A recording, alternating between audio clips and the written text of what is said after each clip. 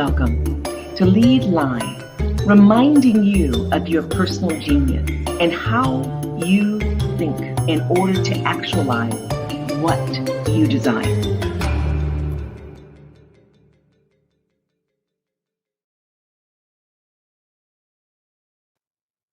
Greetings. My name is Dr. Webb.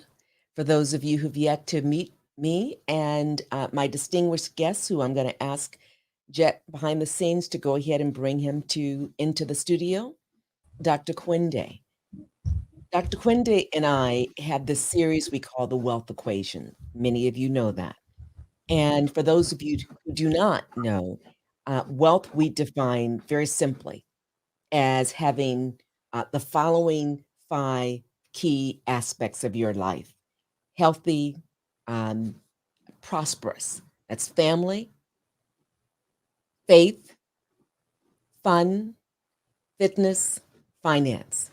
Or a better way of putting it, faith, family, finance, fitness, and fun.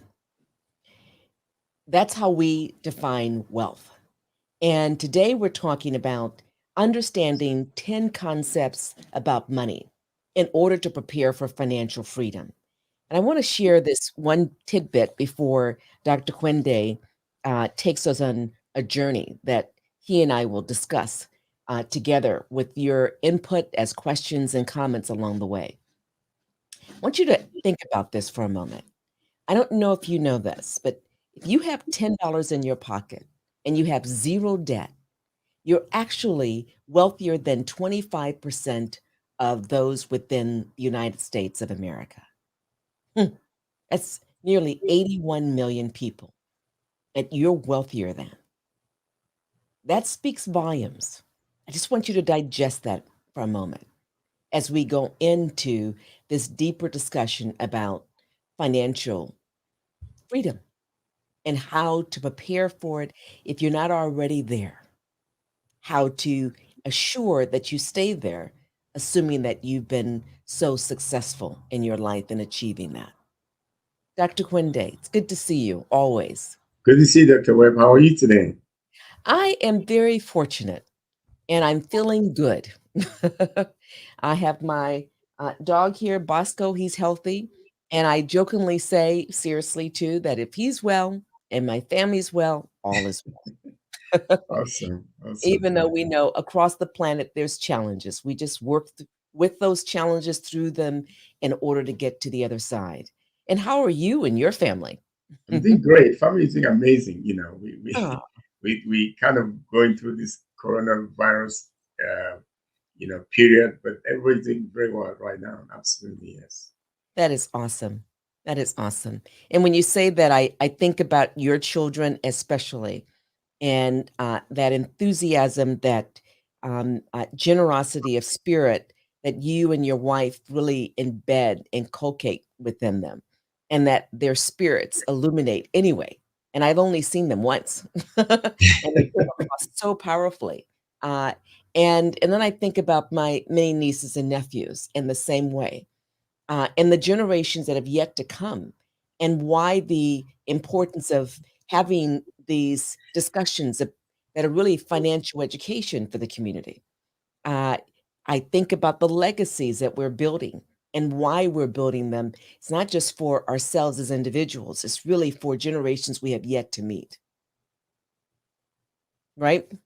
Absolutely, absolutely. I mean, for me, growing up and just being told to go study, which I did pretty good, and then discovering that to make a difference, to have influence, you have to have money, right? And I kind of recall, there's in the Bible talk about the good Samaritan that helps someone, Yes. but the most important aspect of the help was that he paid for someone else to take care of that person while they were traveling.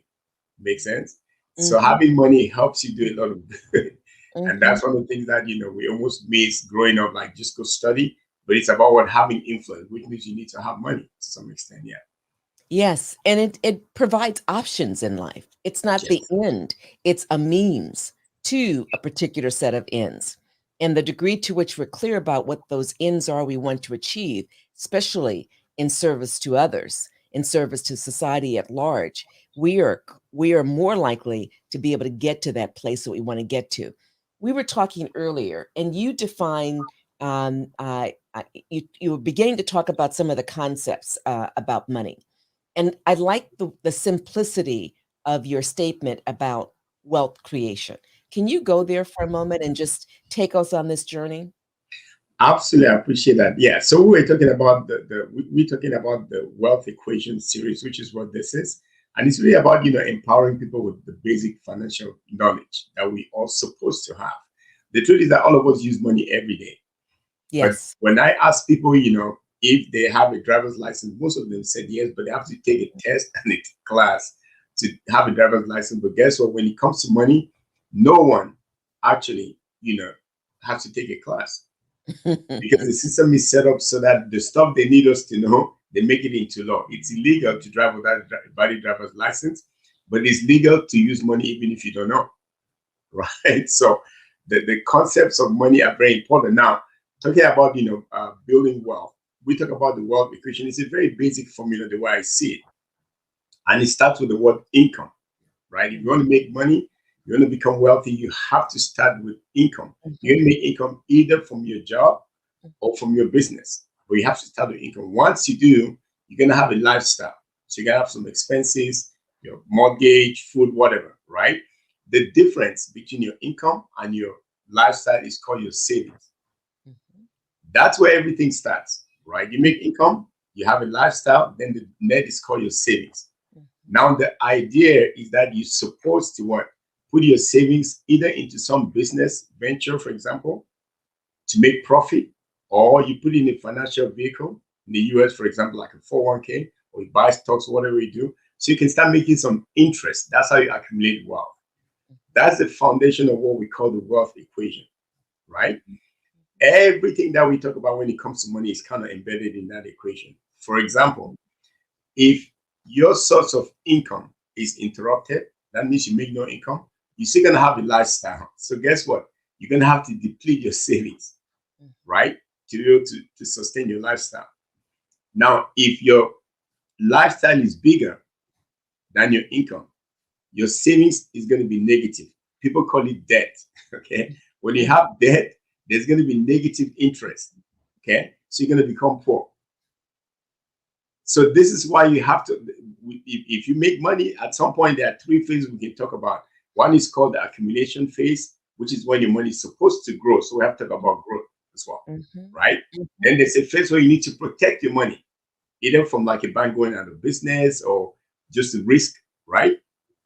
And then the last phase will be distribution. When you take your money out, guess what? In almost any place that you are, governments like to take your money. It's called taxes, right?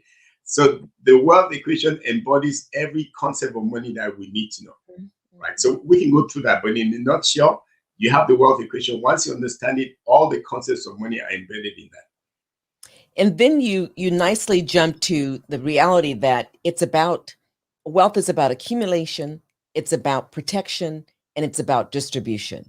Yes. Let's just drill down into those three areas just very briefly. And then we're going to just go into this storytelling that so many people really enjoy. Go ahead. Right. So the first step of building wealth is called accumulation. That means what? Your money is supposed to grow, right? But when it comes to growth, you can put your money in a number of places. For example, if you put your money in the CD, they give you like a fixed rate of growth, right? It's kind of fixed. They might give you 2%, for example. That's pretty okay. But what's the challenge with that? There's something called inflation, right? Let's say inflation were 3%. So the value of money goes down by 3%, but you only make 2%. That means net you're losing, right? So you have to understand that, okay? Now, the second way of growing is what? It goes up and down, up and down. People call it variable, up and down, right? That means you're not building wealth very fast if you're making money and losing it. Well, that's what most people do. Then there's a third option called an index option where your growth is protected. Every time you make a gain, you lock it in. You make a gain, you lock it in. It's called an index option. So when it comes to growth or the accumulation phase, you have to know what options you have. Yes. Right? Just in a nutshell, there's the fixed, yes, there's a variable, and then there's an index option. It's really that simple. You get to pick, but you have to know, right? And then when it comes to protection of your money, When you make interest, you can protect it. That's the index, okay?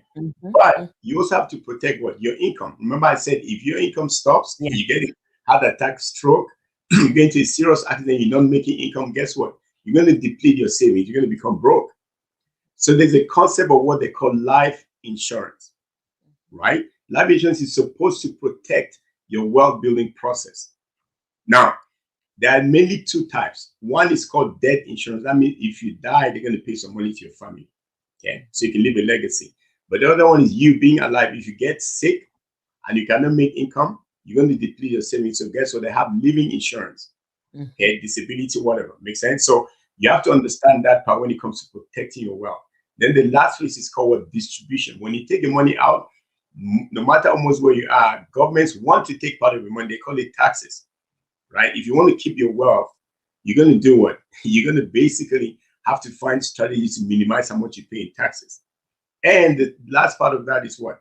You want to transfer your hard work, your wealth that you've accumulated, your estate to the next generation. Guess what? The government still wants some of your money. It's called estate taxes, okay? So you need to understand how to protect that. You hear about like Prince, Aretha Franklin, that passed away because they didn't have those transfer strategies. Guess what? Yeah. Most of their wealth is being taxed by the government.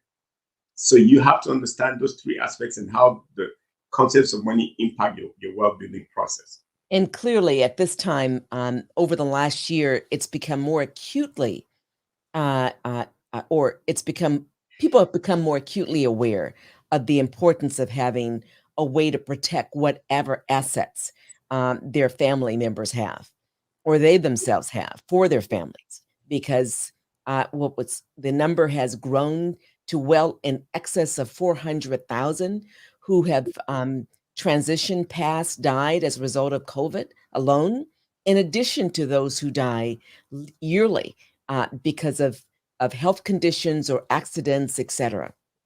So accumulation, protection, and distribution. People need to remember income minus lifestyle leaves savings. If the lifestyle is such that it well exceeds your income, you're in debt. And I began with this notion that uh, those of us who have no debt and only $10 in our pocket, where we have more assets than nearly 81 million people in the US. That's challenging. Now, what you and I are about, and teams of individuals that we know and with whom we work, we're about ensuring that that 81 million is reduced to zero over time. That those who have just $10 actually have more assets in time, and they're able to leave a legacy that maybe they have no clue about how to right now, but because of the principles that we share, they gain an upper hand. And because of resources that we refer them to, they gain an upper hand and they're able to better position themselves. So when I think about this subject, concepts of money, what comes to mind is reminder of to people. It's not about money being the end. Money is a means. It's the opportunity to do what we really want to do in life. So that means we need to know what we want to do, right? We need to have a clue. Yes, yes. So as you just saying, I was just thinking, um, when you have net positive assets or savings, then the system gives you a little bit of a little growth, like credit to your money. But if you have net negative, they give you significant minus to your money. So if you put your money in the bank in the city, for example, they give you 2%. But if you owe the bank, they can charge you like 15 or 20%. That's crazy. It is. How money works. that it's amazing. I don't think a lot of people think in terms of whether it's credit cards or it's securing a loan from a bank. Let's just say that we put in $10,000 of our savings. We go to the bank because we want to take out 100,000. We don't have 100,000 to use of our own resources. So the bank, where do they get the 100,000? They get it from everyone who invests in the bank, right? They put their money in the bank for savings, and they charge. Let's say it's me. They charge me not 10%, not 12%. Maybe it's 20 something percent. But at the very least, even if it's only 5%, that's significant. But what do I get for my $10,000 that's sitting in the bank? Less than 1% return, maybe less than 0.5%, 0.05%. I don't know if people are getting these numbers. Those of you who are financially free, you understand these numbers. But if you're just beginning, we want you to think about what's happening with your bank account. We want you to think about what's happening with your CDs. We want you to think about what's happening with your 401ks. We want you to think about what's happening with whatever insurance package you may have. We want you to understand that there are resources out there that literally allow you to compound your money in a very short period of time, where your head may even spin a bit because you have no sense of that being part of the reality, legal reality, part of the tax codes. Another thing about money is that, as Dr. Kwende indicates, the money you make matters. So you can say, well, I want to save. I want to make certain I have enough money in 20 years. So my income currently is 20,000. That's not minor. That's significant. It's 20,000.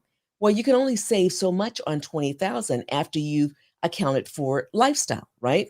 But if you have set yourself up, you've invested in the most important asset, and the most important asset is really you. And all of a sudden, because of whatever it is, the combination of training, whether it's formal education or informal education, meaning that you're doing it on your own with the help of smart experts, leads you to be better off, so that you can position yourself, whether it's to build a business or to work for someone else's business, to bring in more income. So instead of 10,000, 20,000, 30,000, maybe you're making 100,000. But let's say you want to position yourself where within 20 years, you want to have $1 million of savings. You've got to actually ask yourself if where you're at right now will position you to get there. Right, Dr. Kwende? Absolutely. That's very, very powerful observation, Dr. Webb. The truth is, for most average Americans, usually if they make 100% of their income, about half of it goes towards living expenses, right? And then they have to pay taxes about 1/4. And most people have debt because they don't make enough money. So about another quarter goes away to pay servicing their debt. And typically, most families only save anywhere between 5 and 10% of their income, monthly or annually. That means, if you really think about it, if you actually spend 90% of your income, if you actually save 10%, that means you need 90% to live on. So the way people kind of almost miss, I think, is if you're going to save 10% a year, it's going to take you 9 years to save 90%, just roughly. Okay. So if you work for 40 years and you're saving every 9 years, you save 1 year of your current lifestyle. By the time you're done, you have about 5 years of retirement savings. That's almost the advice that people are getting typically from the system, which means if you retire by age 65, which is recommended, you only have 5 years of retirement money. So by 70, you'll be out of money. So you'll be broke, right? That's the challenge for most people. They don't make enough money to start with. If you don't make enough income, that's a huge deal. But also, if you can eliminate debt and minimize your taxes, then you can still have the same lifestyle, but now you have 20-30% of savings. That makes a huge difference in your outcome. These are the little concepts that we try to bring people's awareness to, right? The concept of making enough income, right? Of being able to minimize what you pay in taxes and get out of debt so you can really start accumulating wealth. That's kind of the essence of our conversation. Absolutely. Absolutely. So clearly saving matters. But even more powerful, compounding your money matters, right? And I love this concept. I read it someplace or someone shared it. Could have been you, who knows? But we know it.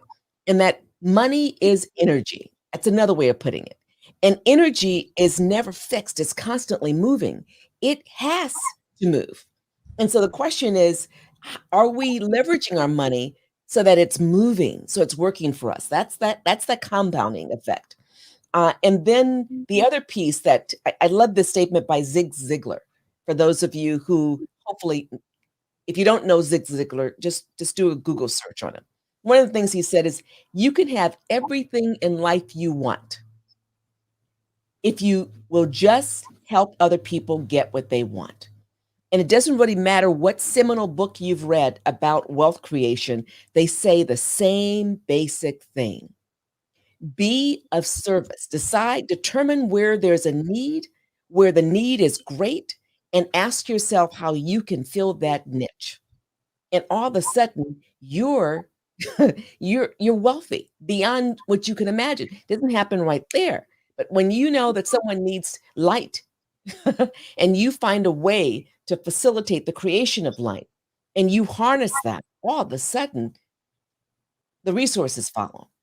You find that someone needs computers and you find a way to, and you're not thinking computers, you're thinking how to automate what's a typewriter, how to automate other kinds of things that we take for granted that lead to people experiencing a computer. All of a sudden, you're in demand. But you can be in demand today and out of demand tomorrow if you're not responsive to the needs of fill in the blank, whether it's, you call it a niche, you call it a market, you call it the community, you call it individuals and organizations. What say you, Dr. Kwende? And absolutely. Most for me, I grew up being told that I needed to go study so I can work and create stuff. And so I did that. I have a PhD in biomedical engineering. So I used to work in the medical device space, making implantable devices like brain simulators, stents, stuff like that. But the people that actually made the money were the people that created the business, right? I was the one making the stuff work. And this is the challenge that most of us have in life. The people that are typically smart are the ones that actually get the work done. But the people that actually make the money first, the next level are the people that supervise the people that get the work done, which is typically not the smartest people, right? And then the people that own the companies are not even that smart either. Don't get me wrong. I'm just saying that's how the hierarchy works. The smartest people get the work done. And then the next ones supervise the ones that really get the work done. And then the next one really own the money, right? But like you said, at the end of the day, if you can create a concept and you help someone get what they want, then in the process, you're going to start getting what you want. And it's so curious because in my head, as you were saying smart, it's how we define smart, right? Exactly. And what you're saying, for just to be even more transparent, because we're on the same page, both of us have earned doctorate degrees. Both of us understand what education's about. And we either got the message explicitly or decide to follow a trajectory that allowed us to get proper schooling, be well formally educated. And so we're considered to be highly intelligent and therefore very smart. And yet there's a different kind of smart that's called being business astute. And that is understanding that being an employee, while it has its remarkable benefits for some, hopefully for many, it is not a precondition, nor will it assure wealth creation. And so building a business or being part of a team that leverages an existing business to take over that business or to lead it with the right kinds of assets and development, structures, etc., can lead to wealth creation. And it gets back to that Zig Ziglar, providing something that everyone needs. All of a sudden, you're in a position to build capacity, build wealth, create wealth. If I say I want to be wealthy and it's all about saying it, bless me, that's about all I'll achieve. If I decide to do something based upon my current expertise or expertise that I develop that has where there's a great demand by countless number of individuals, and I provide that service to them, all of a sudden I can begin to build the wealth. It's no guarantee. I've got to have the infrastructure in place. And I have to leverage people, whether it's a person like you or many other people who already know what I need to know So remember that each one of us is our most important asset. We have some comments from Mary Blossom. You were speaking earlier, Dr. Kwende, and she says on point. And Tomoko is honoring both of us, thanking us for sharing important information to impact positively the lives of individuals and communities. It's about us taking action. We can't always wait for opportunities to come. We create them, leverage them. And Emmanuel writes, if you understand what's really happening, you will know what to do. On point. And Jane writes, great concepts. Thinking is one thing and taking action is another. You and I can speak about that forever. And I'm reminded of the importance of faith, which I also say is focus, making a decision and being disciplined. And that discipline is demonstrated through the actions, the emotional commitment, and always being responsible for whatever the result is, good, bad, or indifferent, and using the results to keep moving forward. What do you think about some of the feedback? No, absolutely, absolutely. It's kind of funny as I was listening to you right now. I just recall what my business mentor was telling me just the other day. He said there's something called the law of attraction. Okay, he said that if you can dream something and you can know exactly what you want, then you're going to attract it to you. And it's going to come to you, right? But they did a study and they found out that all the people that did that didn't get what they wanted. Why? Because the word attraction, the last 6 words, the last 6 letters of attraction says what? Action. If you don't take action, you can dream anything you want. Nothing is going to change. Okay. You have to take some action. And one of my mentors, historically, you probably know him, Bob Proctor. He said, part of what's got lost in the first secret that's better illuminated in the second secret video that he and others are part of is attraction was only part of it. It's really vibration. It's a law of vibration. And you're right. A key to vibration is taking action. It's like money is energy. It needs to move. Energy is inherently moving. And so in order to create, we have to take action. It can't just stay in as a beautiful imagining or a great fantasy or remarkable, extraordinary goal. It has to be implemented. And that means when people come to us, because people will come to us based upon that remarkable imagining that has been concretized or operationalized into a goal, they will come to us and you won't even know why a Dr. Kwende has stopped and looked at you and paid attention to you and said, hi, how can I help you?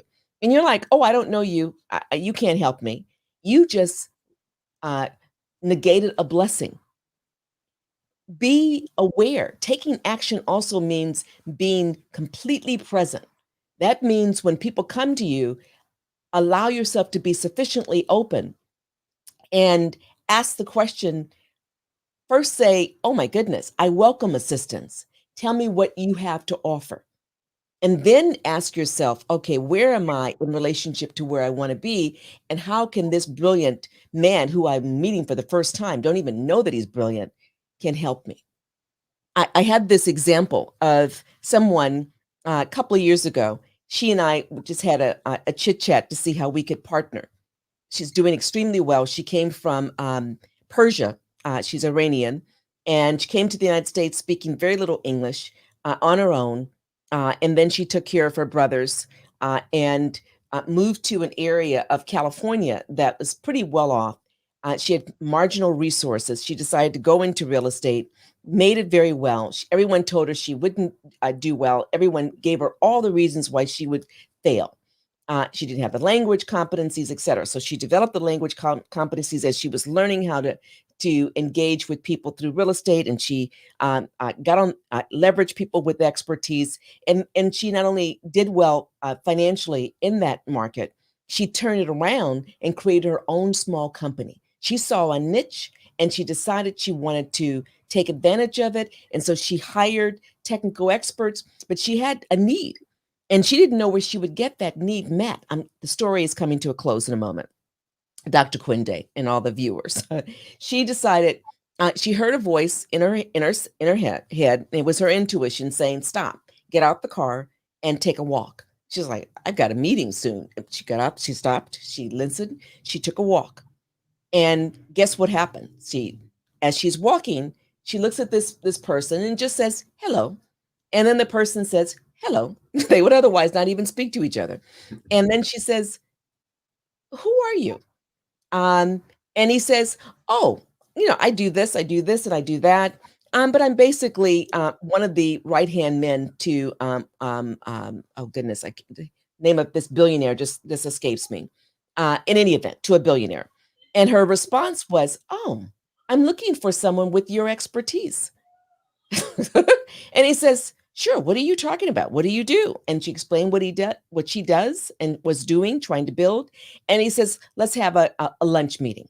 Had she not stopped her car, had she not walked down the street, had she not said hello, had she not taken the initiative to ask him what he does, she would have missed a blessing. So the power is being clear and then deciding and being sufficiently disciplined that you use your mental tools. That includes imagination, that includes intuition, that includes reason, will, judgment. I mean, using your own ability to discern to move forward. Thoughts?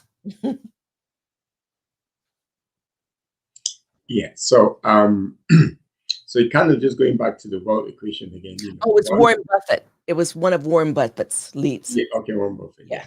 One of the things that I personally got challenged about is, just growing up, studying and working.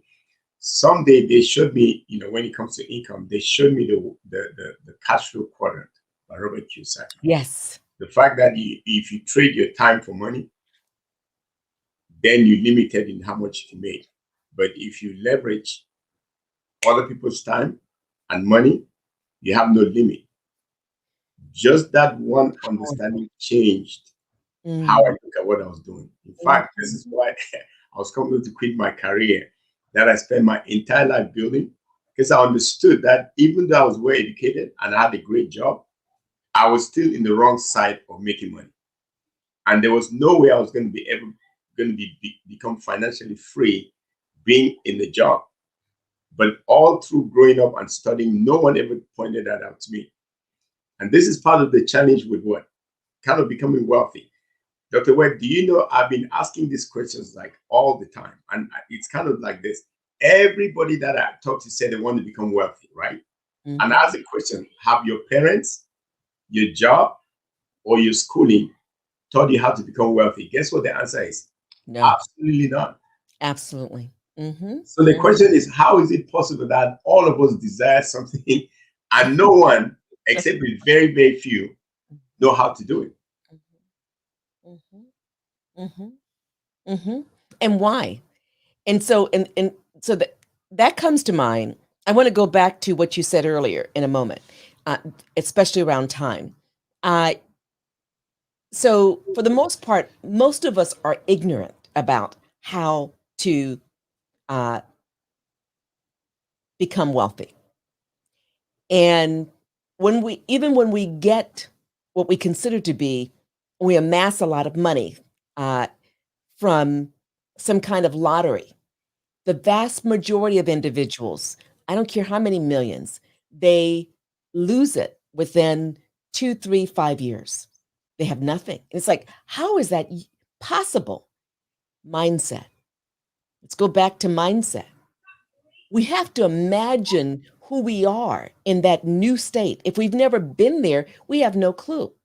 So if we get resources, we won't know how to deal with them. We'll deal with them based upon the old paradigm rather than the new paradigm of experiencing that part of wealth, financial freedom. We don't know what that means. We have not taken the time to construct what that means. Leverage expertise from other people who are wealthy, yet also create that imagining for ourselves that may be qualitatively different from anyone else. Because otherwise, when we come into resources, money and other things that allow us to get money will do the same thing we've done historically that did not get us to this wealth. So you're right to understand that time really is more important than money, right? That's what you said. Yes. And so it's critical that we be aware of how we invest our time. So we can run and run and run and run. I remember those times. And you were an executive. We both were still executives, but you were an executive in Silicon Valley.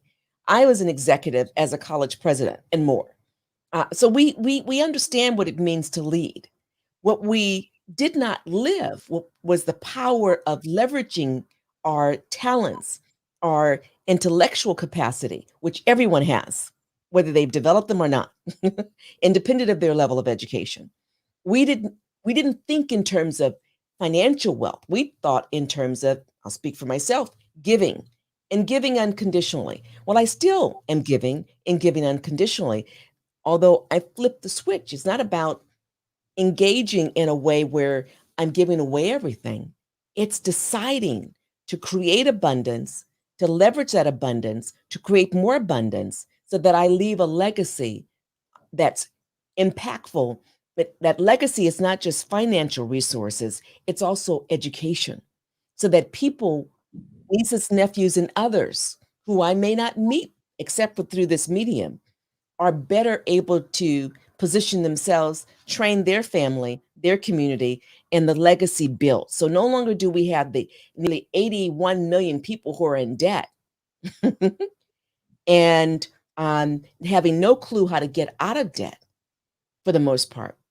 We have significantly embedded within the culture financial education.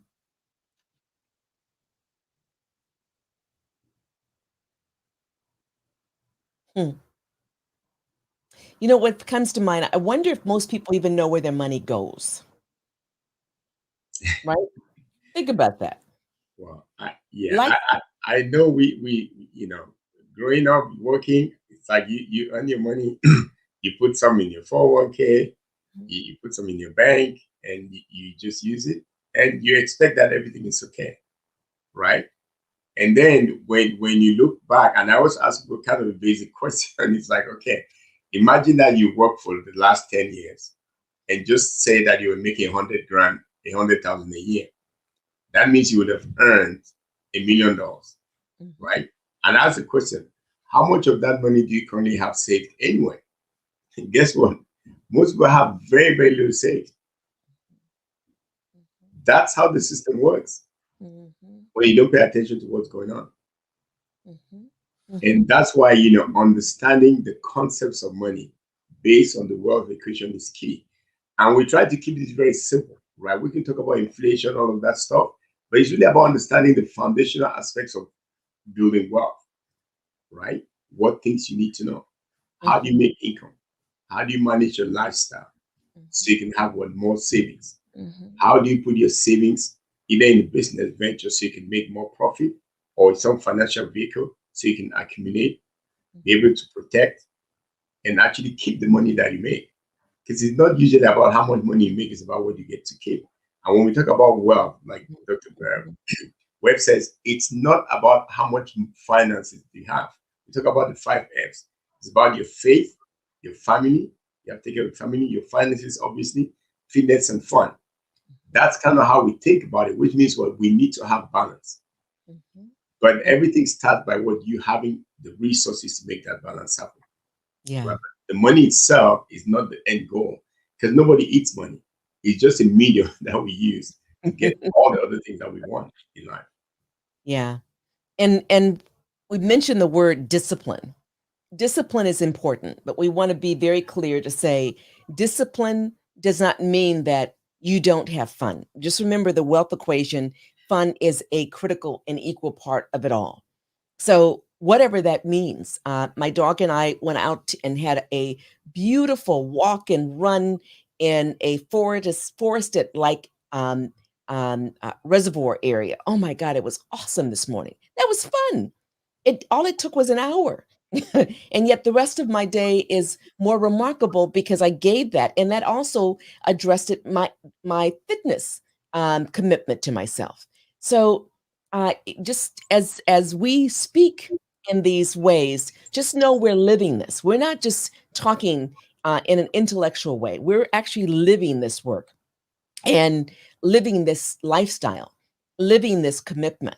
And that's why we are passionate about it in our own respective ways. So another thing that we focus on is the importance of patience. Our society is such that you want ice cream, just go down and get it. I remember as a kid, one of the homes that I stayed in, I was a foster kid, we would make the ice cream. And we weren't always able to go out to the ice cream truck like the other kids were. We made ice cream. I mean, I never tasted such great ice cream. And so when I finally got to get the ice cream from the truck, it was like, the big letdown. You didn't know we didn't know. So the power is in, uh, think about making money, creating the financial freedom as a stepwise process akin to literally cultivating a soil that will lead to this beautiful dinosaur kale that is nourishing to the body. Think about the time it takes. It just doesn't grow overnight. Yes, you can go to the grocery store and hopefully get um, kale that is organic, that's free of any pesticides and wonderfully nutritious because of the soil. But you don't know for certain. But you do know if you're cultivating your backyard, going deeply into the soil, and you know what you're putting into the soil that nourishes it. You see you know the labor. And that's the powerful aspect of building financial freedom. Yes, someone can say, "Oh, I'll give you what you want. Just work with me. You'll get it in a year." Really? Interesting. Or better yet, just stick with us for 10 years and you'll get it. Really? But you don't have to do anything. When in life we get something for free, literally. What are your thoughts about that, Dr. That Kwende? that's one of the concepts that one of our business mentors says that the dumbest thing that most people believe is that you can get something for nothing, right? That just doesn't add up at all. If anyone tells you you're going to get something for doing nothing, they're lying. The Bible, for example, gives you all the principles of life. As you were Mm, talking about sowing and so on, I started thinking about one, the principle of sowing and harvesting. Okay, mm, there are essentially three important principles. This applies to our lives, it mm, applies to our money, everything. Okay, so there are three basic principles of sowing and harvesting. And actually, I was listening to my pastor this week, and they were talking exactly about that. I has everything to do with everything we're talking about right now. There mm, are three. I'm going to make it very simple. The first one, it says what? You're going to reap exactly what you sow. mm, mhm, Yeah, that's the first principle. Whatever you sow, you're going to reap exactly that. If you save, you're going to have savings, right? If you spend, you're going to have debt. That's the first principle you have to know. mhm, The second one says what? Whatever you sow, you're going to reap more of it. mm, You can never reap just what you sow. It's not possible. You think about planting corn. Corn comes, comes in a cob, right? So if you plant one grain of corn, you cannot go harvest one grain of corn. It's not possible. You have to get at least a cup, so you're going to get more. That's a guarantee. If you plant, whatever you plant, you're going to get more of it. Very important to understand. And then the last one says what? That there's a season for everything. yes. So if you plant corn right now, one grain of corn, and you go the next day and you open it up, you're going to see the exact same corn that you planted. Mhm, There has to be a season in between when you plant and mhm, when you're going to harvest. mhm, Same thing with your money, mhm, right? All the things that you do for your money, you're going to get the same outcome for whatever you're doing. You're going to get more of it, and you have to have patience. You were talking about being patient. You have to have patience because there's going to be some lapse in time. mhm, The one thing that I talk about planting, which I think is a basic concept, is very simple, and I think it applies more to us just thinking about what we do. Is imagine someone that has worked hard and they have a farm that they planted. and then they've been like, watching it, weeding and whatever. And then when it's harvest season, they have an amazing farm. Then they said, okay, I've worked so hard, I'm not going to work anymore. What do you think is going to happen to the harvest? All rain. Say it will not be good. Right. So this is my point. Yeah. Exactly. When it comes to your money, it comes to your life, the one constant is the work. When you're planting, you're working. When you're waiting and weeding, you're working. When you're harvesting, you're still working. So my point is, well, work never stops. It's a constant in everything that we do. Saving never stops. You have to constantly be doing what you need to do. But you have to get those principles correct. So then when we're doing what we need to do, we understand why we need to be consistent, right? Why we need to be careful what we actually plant, because we're going to have more of the same. And I know we're talking about the principles of money a little differently, but these are all things that, apply to your money. I mean, the Bible also says that there's a parable of the talent. They gave three people some amount of money, and one person went and buried the money. The other ones went and multiplied. If you're giving money, you're supposed to multiply. If you're giving talent, you're supposed to multiply it. The problem, though, in our system is that if I put my money in the wrong place, let's say I put my money in the bank, for example, they pay me 1% and they charge you 10%. That means they're making 10 times on the money, but I'm not getting it. Yep. So it's important to understand how to bypass that process so your money can be working for you. Otherwise, your money is going to still work, but you don't benefit from it because you don't have the knowledge. There's a subject that I keep forgetting to bring up, and it's about choosing to live below one's means. So I could buy X, but why buy X when I can get X? Oh, why buy X at a price of $10 when I can get it at $5? Or why buy X if I don't even need it? If it's about my fun, I may get it, but I don't need to get it every week. Maybe it's once every quarter. For that matter, why buy a brilliant, huge why? I'm not even going to define why. It could be a car, it could be a television, it could be a house, it could be whatever, when in fact, and I can afford it right now, but to afford it means I'm using all my resources now. Why not get something that is much less, or not getting it all if I don't need it? Save those funds, let it compound and build wealth so that you can then take out the resources you want and then go for that dream when you have an abundance of additional resources. So give yourself some slack.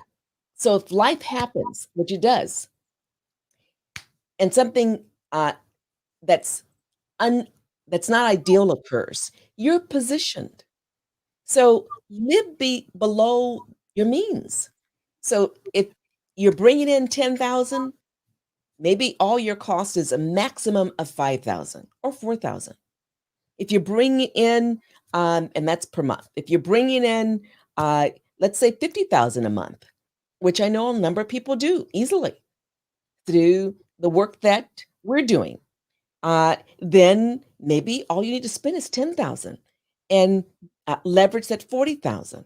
If you're bringing in 250,000 a month, you may only need, again, 20,000 per month of expenses. Or if 50,000, you have 200,000 to reinvest. So the point is, you don't have to just put it all out there like most of us do. And that's why we have very few resources after 10 years of earning 100,000, unless you're among the smart, which increasingly, and meaning that brilliant financially, very frugal and strategic. There's some comments. I know we have a number of questions. So Hawa says, thank you both. And always, this is so powerful, a powerful message for the generations in our communities as well. Keep up the good work. Thank you so much, Hawa. And Emmanuel writes, there are four giants who are exploiting the human nature. The producers who come with new product features, the advertising companies, the media, the financial institutions who provide every possible way to push people make the purchase. So our struggle is to help people develop new habits, because at the end of the day, this is a must use it or lose it opportunity. Well, Emmanuel, so on point. And yet one could also look at that same set of circumstances and say what they're doing is they see a niche and they're filling that niche. And so what I would encourage us to do is ask ourselves, how do we fill a niche that is existing in a way that adds value to others, and ensure that they don't walk away feeling exploited? It should never be about that. And yet we do know there are many organizations that do things that ultimately it's about making the money independent of how the receiver experiences the product. So we get to just define that. And that's a powerful message. You want to say anything about that before we Yeah, go on? yeah, I actually like that, Emmanuel. I actually know Emmanuel as well, right? Mhm, The truth is that almost every other business wants your money. mhm, Okay, they want you to buy something. Okay, you have to buy this, you have to buy that. I love what we do because I think we're the only business that we're asking you to save the money instead. When I have my clients, I'm trying to get them to save the money so they can build wealth. Yes, Almost every business wants you to spend your money. yes. It's kind of crazy. You want to buy this, fly here. Don't get me wrong, you have to do those things, right? And at the end of the day, it's not so much just the cost of it, because that's what we're looking at it. It's the worth. If you want to do something, you really have to ask yourself, is it worth doing? Mhm. If it's worth doing, then the cost doesn't even matter. Yes. But if you just do it because you have the money, then that's the problem, right? But if it's worth it, then it's perfectly okay. And the truth is that people that have money don't think about the cost, they think about the worth. So a lot of times, a lot of stuff is not worth it. So guess what? They don't spend the money, even though they have the money. And that's kind of crazy that a lot of us growing up, not really understanding these principles, the little money that we have, we get to spend it because we're not focusing on the worth of what we're actually doing. Mhm, mhm. And Jane writes, most people do not know where their money goes for sure, Dr. Webb. Yes, they don't. And it's like, but I'm making all this money. Well, we strongly encourage you, whatever system you need to take advantage of. There are a lot of free systems online. There's nominal pay products online where you can just plug in on a weekly basis how you're spending your money. Or you can just use an Excel spreadsheet and just plug it in, or go to Google spreadsheet and place in all your details. You may find that you're spending $250 a week on just coffee, when you could buy coffee and produce it yourself. I mean, create the flavors that you want, uh, and and at a reduced cost of $50 a month. You may find that you're buying clothes that are in the closet that have never been worn, that have tags on them. And you're asking why am I doing this? Because it's filling maybe an emotional need. You may find that you are just giving away things. Somebody asks for money because they know you're making money and you're giving away, and that's fine if it works. But you may say, "Oh, I just gave away $10,000 this month. What am I doing? It took up most of my savings. I know someone needed. I hope that they pay me back. Most likely they won't. So ask yourself, how are you spending your money? Is it rational? Does it serve you? Does it serve the greatest good that's really part of your vision? And if you don't know what your vision is, we strongly recommend you clarify that. The other thing is, we strongly recommend that you have advisors, financial advisor, financial educators. We strongly recommend you don't try to do this blindly, although you may be remarkable, and we're expecting you to demonstrate aspects of your remarkable nature. We also want you to remember that if you're not taking care of your health, all of this is almost for naught unless you've got everything well organized and structured. So your health is very critical. A couple of other comments. Jane indicates powerful words: intuition, vibration, energy, patience, financial freedom, wealth, faith, family, finance, fitness, fun, giving, servant, abundance, all in one meeting. Yes, yes, yes. And we can do much more. So, Jet, there's a few questions. I don't know if we're going to have enough time, but can you put the first one up? Ah.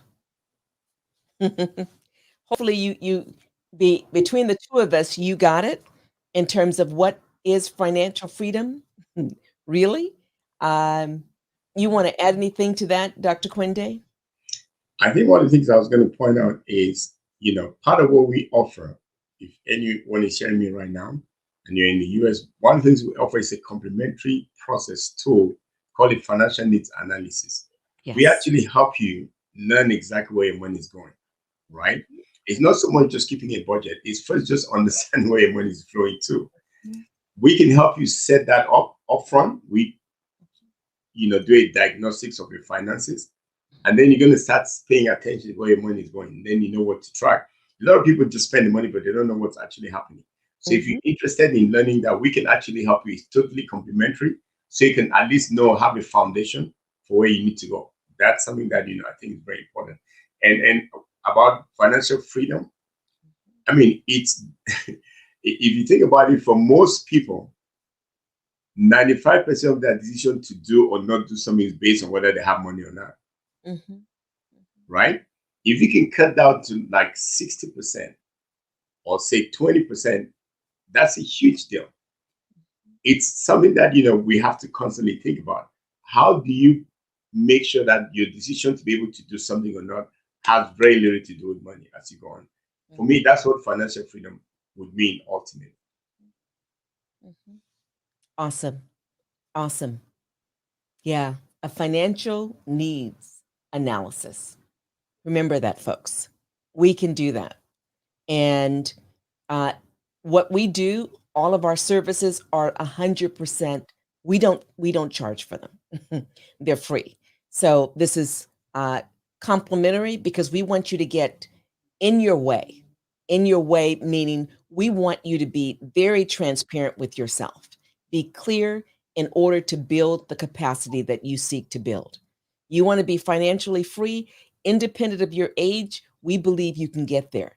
You need to know what you're working with to begin with and ask yourself, how do you shift, whether you need to shift, and how you go about shifting in order to get to the place where you want to get to. Next question, Jet. Thank you. Is there a quick path to financial freedom? I think we've already answered that. Everything, it determines, excuse me, how do you define financial freedom? I know you're not where you can have a conversation with us, but you define the time. So if a quick path is 10 years, maybe really doable. If a quick path is 6 months, really want you to ask your question, what are you talking about? And where are you? And short of a needs assessment, we can't answer that question. You want to add anything to that, Dr. Kwende? No, I totally agree. And it's the concept, I just gave the principles, right? There's a season for planting and a season for harvesting. So if you're going to build wealth, it's going to take some time. You just have to accept that, right? And work with that, Yeah. And Emmanuel writes something that I think is helpful to see. Financial freedom starts from paying yourself first. So people should have the right mindset about savings, must ensure enough cash flow and know how to grow and protect it. Overall consistency is key. You're right. Being clear about your financial goal, critical, and quantify them. Do not say, I want to be. What does that mean? Be clear. And you don't have to tell anybody, just be clear with yourself. And make it aspirational. Don't make it something that you could easily achieve. Make it something that's going to cause you to really get out of your way, to struggle, to be inspired. And then you want to clear all debts. You want to save, as was just conveyed by Manuel, definitely. And that means paying yourself first. And most people don't even think in terms in that way. So thank you, Emmanuel. And let saving work for you by choosing worthy options that we were referring to earlier. Create a diversified, robust, strategic portfolio. And then start small, be systematic. Don't try to rush to get to where you want to be. You're going to undermine it. Remember the cultivating the soil in order to get the right nutrients set for the right set of growth that you want, and creating that magical product, whatever it happens to be. And then periodic review, balance your portfolio. Don't forget to indemnify for your risk, life and health, and build contingency fund. Do consult with an unbiased advisor. We're unbiased. It's all about you. It's not about us. We're not wedded to any particular product or any particular result except for your success. And then educate yourself on a regular basis. That's a path. That is not a quick fix. That is a path that actually builds a foundation for you to ensure your continued success. When you rush to something, you're on quicksand.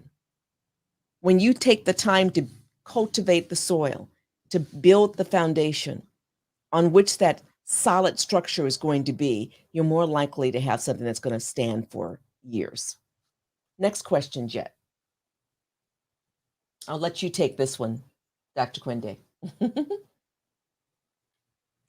So it says, feeling free in many ways. Is that the comment or the question? Yeah, it looks like it's a comment and a question. Yeah. But we have only enough money to survive on for the next 8 to 10 years because of pension issues. We are retired, educated, not interested in competing. Recommendations? Well, like we said before, one of the things that we try to do is to help you know what you need to know, right? That's the essence of us having this series, right? The Wealth Equation series is what? To help empower you with the right foundational information so you can start to be more, informed to assess where you are and be clear where you want to go, right? This is why we offer complementary tools like the financial needs analysis, so we can help you see how to get to the next level, right? So this particular question, if you actually wanted help, we have people all over the country that can help you, right? Just give a basic assessment, and then based on that assessment, we can be able to give you some recommendations. But in the process, you're going to learn what you need to know. So going forward, you can start asking better questions, right? Because they say that the quality of the questions you ask determine the quality of the life that you have. So the quality of the financial questions that you ask determine the quality of your financial life as well. So our job really is what? To empower you with the right questions so you can start getting better financial outcomes. Yep. I think that was the last question, right? Jet? What do I need to do to become wealthy? Oh, wow. Well, go ahead. There are books about how to become wealthy, right? The book by Napoleon Hill, Think and Grow Rich, explains exactly how you can become wealthy, right? Because being wealthy is different for each person. So it's not like some one destination. It's based on your definition of what that means to you. So it tells you have to be clear about what you want and actually write it down, right? Then you have to take certain steps. You have to be clear what needs to happen and what you're willing to give up to make sure that, because you can't get something for nothing, right? If you're going to be financially, if you want to be wealthy, you're going to pay a price. In fact, when I started getting into the financial space, Dr. Webb, I was told very upfront, they said, if you want to become financially free, you want to become wealthy, you got to pay a price. It says upfront and in full. Yes. Okay. Yes. So you're not going to become wealthy for nothing.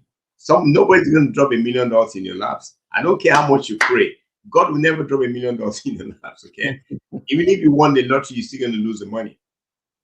Why? Because there's a certain mindset you need to have. So there's a process to building that mindset. It takes some time and some activity you have to do, right? So what do you need to become wealthy? There's a process you have to follow. There are certain things you have to do. There are books that can help you. We can explain this to you. That's why we talk about the wealth equation. You have to make income. You have to take care of your lifestyle. Your savings have to be put either in the business venture or in some financial tool that can make you interest or profit. And you have to understand the concepts of accumulation, protection, and distribution. Because at the end of the day, it's not about you making money. It's about how much money you get to keep, right? So understanding the concept of growth and protection, paying the minimum taxes, key to making sure that you can become wealthy. Yes. There's another book that I refer people to. It's pre the Think and Grow Rich, although Think and Grow Rich is invaluable because it's based on interviews of the top 500 wealthiest folks on the planet at the time. And as a result of Napoleon Hill's contact with Carnegie. And the fundamentals to that book are embedded in the science to getting rich, or the science to get rich, or I'm not certain the exact title, but Walter Wallace, back in the early 1900s, wrote that seminal book, and from that book, thousands of books have been written. And it in a very short, very thin book, a quick 2-hour read max, you get the answer that's embedded in Think and Grow Rich. It just gives you more of a guidepost, literally steps to take. This is not phenomenal, folks. It's phenomenal to the observer. But when you're experiencing it and you do the work, it is so simple. It's amazing how simple it is. And quite frankly, for many folks who are viewing this, you've already used these tools. You just may not have used them in terms of building financial wealth, but you use them in terms of negotiating life. You use them in terms of securing the roles that you've had in life, whether as a father, a mother, an employee, a leader of an organization, or building your own business. So just recognize, don't complicate this stuff. Don't make it too challenging. Flow with it. Find a way to get out of your own way and leverage the resources that are available. Take advantage of folks who know what you don't know. That's what I do. And who have accomplished what you want to accomplish.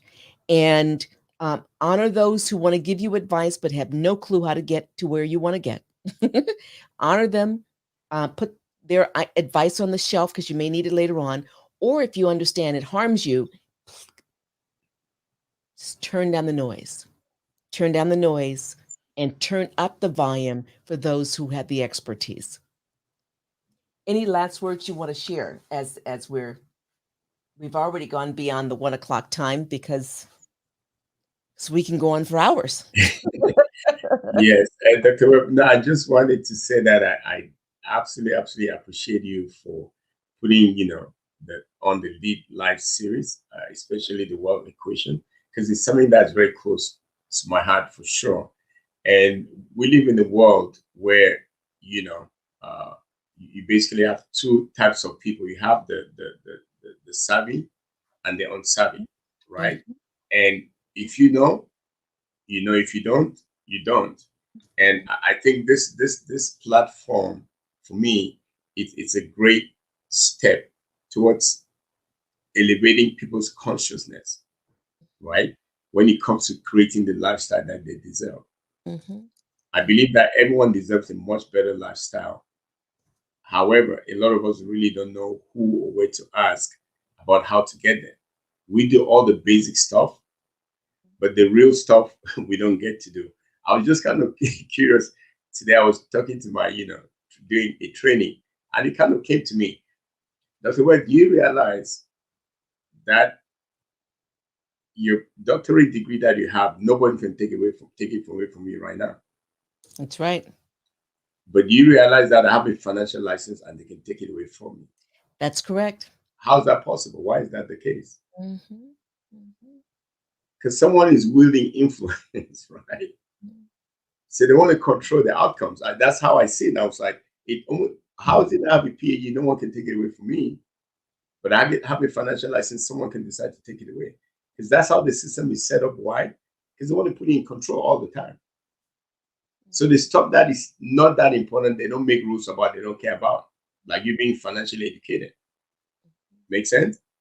It makes So a lot we have to be wise. We have to pray for wisdom to start to see the things that we're not seeing. Mm-hmm. This is why I love doing this, right? For me, if this is just a little gift to elevate people's consciousness about the huge financial cancer that is all over the world, this is our little contribution. I thank you so much for making it possible. Well, I want to appreciate everyone that's on and everyone that's going to watch this later. Please pay attention yes. to your money. Yes. As a compliment to what you just shared, Dr. Kwende, honor yourself. Everyone, honor you. Everyone deserves to be honored, but it starts with honoring the self. You are an asset, an invaluable asset. Even if you are a family unit of one, meaning you don't have a family beyond you, you're an asset. And definitely it's easier to see that you're an asset when you are a parent or you're a child or you're a member of a larger family network. You're an asset.